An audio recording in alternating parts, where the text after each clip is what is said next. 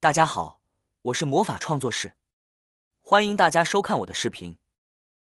买香蕉时挑直的还是弯的？看完别再买错了。香蕉在我们的平常生活中是一种特别常见的水果，很多朋友都很喜欢吃，而且营养又香甜。但是很多朋友在买香蕉的时候，不知道该如何去挑选，挑选出来的香蕉不是生涩难吃，就是不香甜。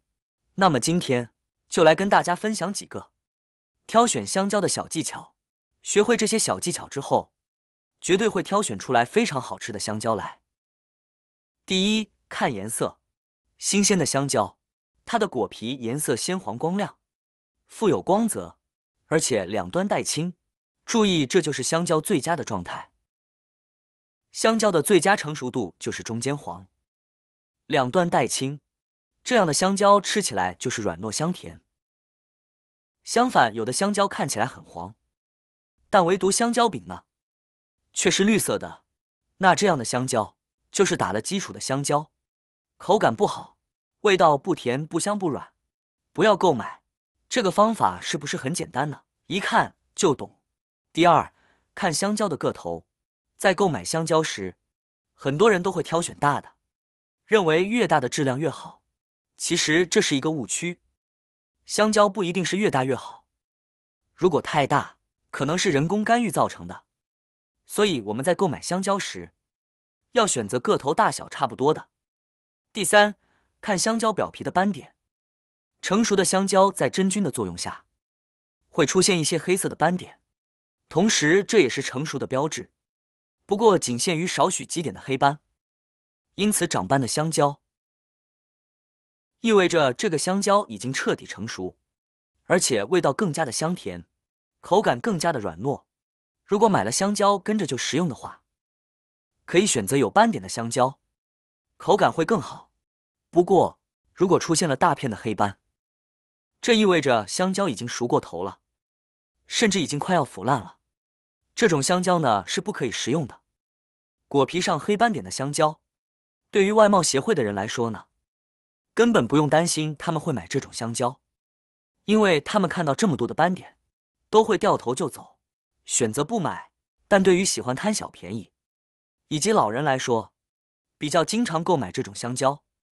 这种香蕉虽然还没有腐烂到果肉里面去，但是果皮都已经开始腐烂了，那么里面的果肉呢也会发生变质。有黑斑点的香蕉，不仅味道呢没有那么香，而且呢营养成分呢也会降低不少。肠胃不好的人吃了可能会拉肚子，或者呢会有更严重的后果。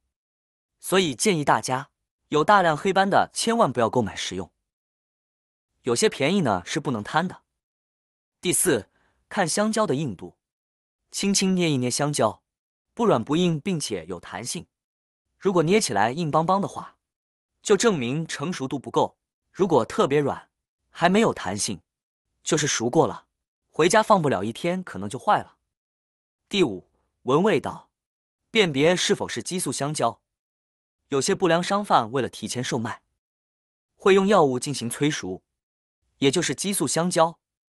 所以辨别是不是自然成熟的香蕉，气味是唯一可行的方法。还是那句话，自然成熟的水果，无论任何品种，都会有属于自己特大的果香味。带有香蕉果香味的香蕉，就是自然成熟的；而经过药物催色的香蕉，不仅没有果香味，还会带有异味。尤其是经过乙烯催色的香蕉，很容易腐烂变黑。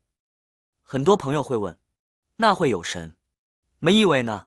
这里的异味呢，指的是香蕉的两种不同形态时所散发出来的气味。买香蕉时，如果闻着香蕉有一股青涩的气味，则说明香蕉呢还没有熟透；如果闻着有一股酒精味、酸味，则说明香蕉熟过头了，说不定香蕉已经变质坏了。遇到这样的就不要购买了。第六，掉果柄的香蕉不要购买。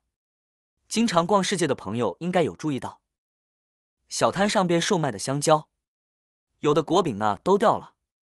一般这种香蕉会和末端腐烂发黑的香蕉一样，水果贩呢会低价处理，但是这种香蕉呢，也不建议买。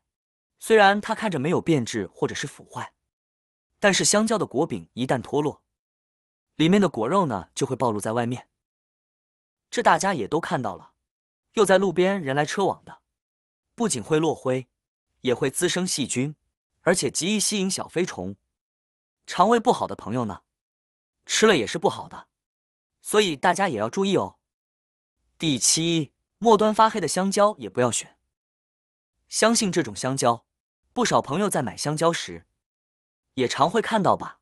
一般末端腐烂变黑的香蕉，商家呢都会低价处理，但是只要是有霉变腐烂的香蕉，哪怕只有一点，其霉菌呢也早已经渗透到香蕉的内部了，所以不建议买。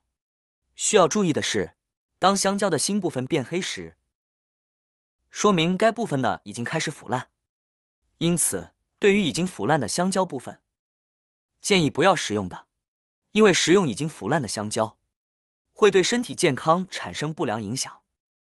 虽然影响不大，但总会日益积累，还是注意的好。